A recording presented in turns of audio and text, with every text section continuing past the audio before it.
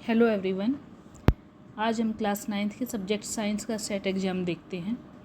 तो सबसे पहले शुरू करते हैं सेक्शन ए। 1 मार्क्स क्वेश्चन है। तो क्वेश्चन नंबर फर्स्ट, कोई गैस दर में बदल सकती है। इसका राइट ऑप्शन होगा ए, दाब के बढ़ने से और तापमान के घटने से। A gas can change into a liquid due to increase in pressure and decrease in temperature. Second question है कि कोई एक लड़का किसी झूले में गोल गोल घूम रहा है जिसकी वेलोसिटी 10 मीटर पर सेकेंड। इसका तात्पर्य क्या है? आपके पास 4 ऑप्शन हैं।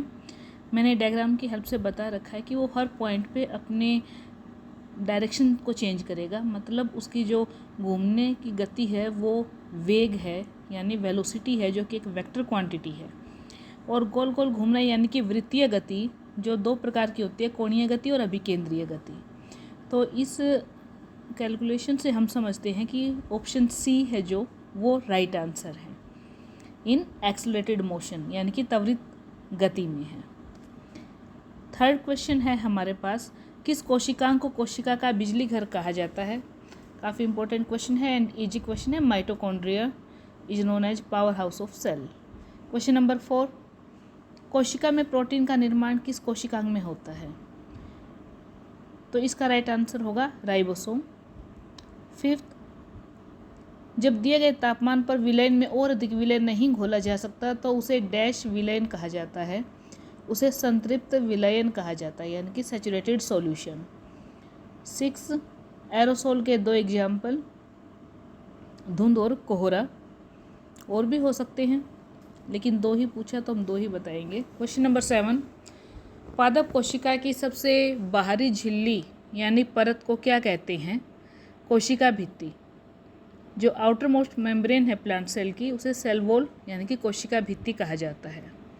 क्वेश्चन नंबर 8, इसके अभिकथन और कारण आप पढ़ लीजिए। इसका ऑप्शन ए है वो सही होगा। अब आते हैं सेक्शन बी पर। 2 मार्क्स क्वेश्चन है। आप क्वेश्चन पढ़िए, साथ में मैंने ये सोल्व कर रखे हैं दोनों। हम आसानी से अपना हाथ चला सकते हैं, लेकिन ठोस लकड़ी के टुकड़े में हाथ चलाने से हमें कराटे में दक्ष होना पड़ेगा। जो हवा है वो गैसीय अवस्था में है। गैसीय स्टेट की वजह से उसके पार्टिकल के बीच में काफ़ी ज़्यादा गैप हो जाता है, लेकिन जो वुड है वो हमारे पास सॉलिड स्टेट में है, तो वहाँ पर अट्रैक्शन फोर्स पार्टिकल के बीच में ज़्यादा होता है, तो उससे क्रॉस करने के लिए हमें ज़्यादा पावर चाहिए। इसी वजह से कराटे सीखने ही पड़ेंगे।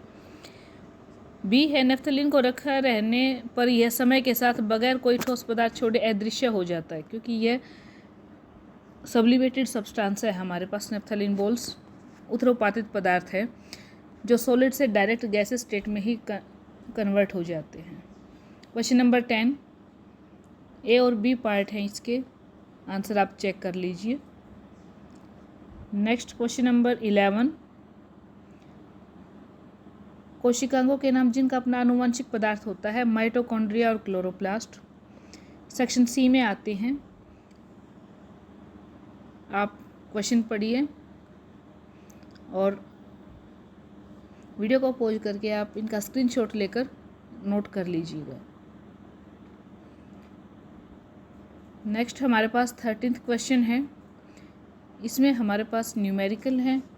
हमने इक्वेशन ऑफ मोशन को लगाकर फाइनल वेलोसिटी और टाइम को फाइंड आउट कर रखा है, चेक कर लीजिए। इसका ऑप्शन में जो क्वेश्चन है, वाष्पीकरण की दर को प्रभावित करने वाले कारक कौन कौन हैं? तो इसमें पहला आता है एरिया, सेकंड आता है इसमें हवा का प्रवाह, तीसरा टेम्परेचर इंक्रीज करके यानी कि तापमान को बढ़ाकर हम वाष्पीकरण की दर को बढ़ा सकते हैं।